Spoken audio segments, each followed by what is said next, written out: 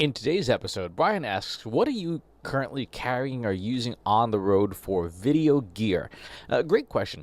I'm doing two things with video on the road. One is documentation of stuff, taking pictures and sharing stuff on social as it's appropriate at events and things, and then capturing when I speak. Now, for the former, all you really need is a smartphone for that, right? You don't need, as long as it's got a good camera, you don't really need a whole lot more for the basics there. For the latter, for capturing your speaking, I've got a different setup today than I did even just a couple months ago. So this is as of, end of first quarter 2019, will change over time. I'm doing what's called a two-camera shoot, where I have a camera in the back of the room to capture the big picture, me and the audience, and then a camera up front that is recording and tracking me, more close up. Now, I haven't done this in production. I've done some tests. The last talk I did was still a one-camera shoot, but the reason for this is that you want to be able to capture really high-quality video that you can cut and splice for speaking, for social posts, for YouTube, etc., for lead generation, and the better that your video looks and sounds. Obviously, the more it can do work for you, the more it can create a positive first impression for anybody who doesn't know who you are. So what's the gear setup? I've got the smartphone here on a UltraPod 2, and I like the Apple iPhone X. I like the fact that it has the 2x optical zoom, which is handy, because if the room is really far back, you want to try and make it a little bit cropped to the width of the stage. The UltraPod 2 is a nice tripod for one reason. It's got this a strap, and it folds up. So either you can fold it up, or you can have it as a full tabletop tripod.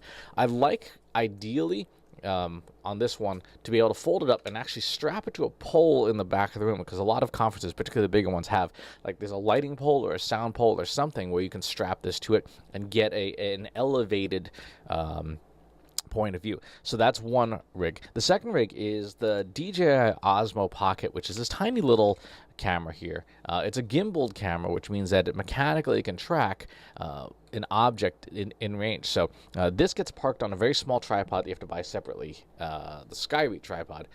You can see this tracks you, which is kind of cool. So this gets plunked into a tripod as well. I like the Skyreach, because you can either use it as a handheld, or you can fold out the legs and it becomes a tabletop as well. And the head can be removed and put on something else. Like if you have a GorillaPod or whatever, you can unscrew this and put this head on something else. So those are the two cameras. Both microphones are hot on the cameras, meaning that they are recording audio in the room. This is not to capture you speaking. It's going to sound terrible, no matter what kind of room you're in, unless you're literally in a padded room with nobody else. The reason for that is these devices, and your smartphone too, just are not meant to capture the high quality audio that you want. So what you want for that is you want a third device, and I use a portable audio recorder. You can use any one. There's a gajillion and a half of these. This one's a Tascam one. If I had to do it all over again, I would probably get one of the Zoom ones that has an XLR input, as opposed to just the headphone jack input, so that's more compatible with more soundboards, because you want to be able to ideally jack this into the soundboard that powers the room that's coming off of your lapel mic when you're speaking on stage. That way you get crystal clear, high quality, high fidelity audio from the soundboard.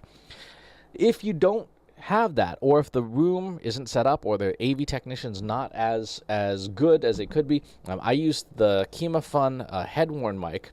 And what I'll do is I'll take this. There's one end here, and there's another end that's wireless. This other end goes straight into the top of the Tascam. And I will either put this on the podium, or I may even just keep this in my pocket and record the audio from my voice speaking straight into that.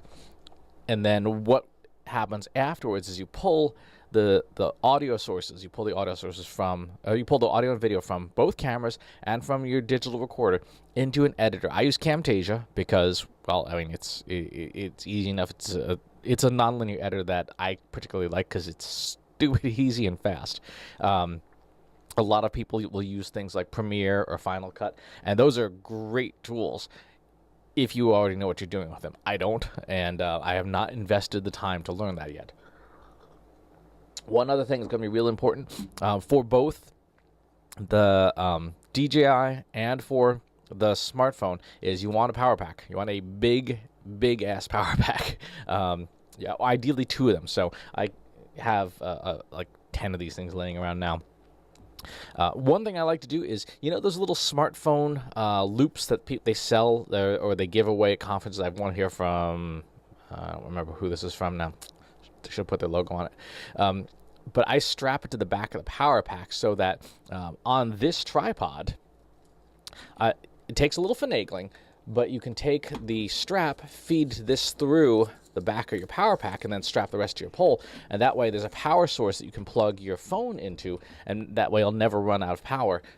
This, by the way, also handy. You can run your belt through this and have this as, you know, worn on your belt if you're walking around for the day and you don't want to have like a super heavy power pack just like rattling around in your pocket. You look stupid, but you never run out of power. So I have one of these for the iPhone and one of these for the DJI. And that way, neither device runs out of power, because the iPhone can run about 90 minutes of video easily. This guy runs about 70 minutes of video before he runs out of power. So having a power pack externally means that there's never a problem, which is important because if you're getting set up to speak, what will typically happen is you'll have 15 or 20 minutes, sometimes 30 if it's a really well-run conference, between sessions. So you'll set up your cameras, you'll set up everything. You don't want to run around at the last minute hitting record on everything. So what you want to do is, as soon as the camera's in place, you get it up, plug it into external power, hit record, make sure you got plenty of storage, hit record, and then you can trim it later in editing. But you want to make sure that you're never in a situation where you forget to turn on the camera, or you run out of time and you don't have the ability to turn on the camera. So you want to have all this stuff set up and recording well in advance. The audio recorder, this is probably the first thing you plug in, because that can go straight on the board. There's never an issue of storage capacity, because you record an MP3 and a high bitrate MP3, and then this, you literally like this record like 5 hours, and it will never run out of battery as long as you keep the batteries fresh. So that's the gear right now. And it seems like a lot, but all of this fits literally within one of these little travel cases, and just goes straight in your backpack. And do not check it. Do not check it. When you check your luggage, it goes through rapid temperature changes, and electronics plus shock, impact shock plus temperature change is bad. So this goes straight in your backpack, or your handbag, or your carry-on, and you have it's not professional. It's not a professional rig in the sense of like someone who has a RED camera or a big DSLR, or, and all of the appropriate gear. But this is, for most speakers, good enough to make you look professional, particularly when you do the edits later on. And that's where all the magic really happens, is in the post-production.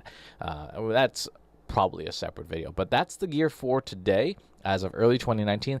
The links for all this gear, if you want to get any of it, of course, in the accompanying post in the show notes. They are Amazon links, full disclosure, FTC disclosure. They are affiliate links. I get a very, very small commission if you happen to buy anything.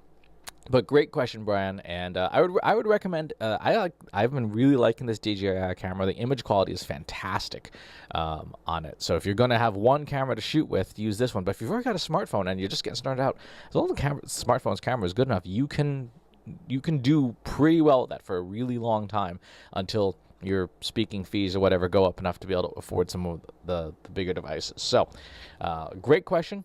As always, please subscribe to the YouTube channel and the newsletter. I'll talk to you soon.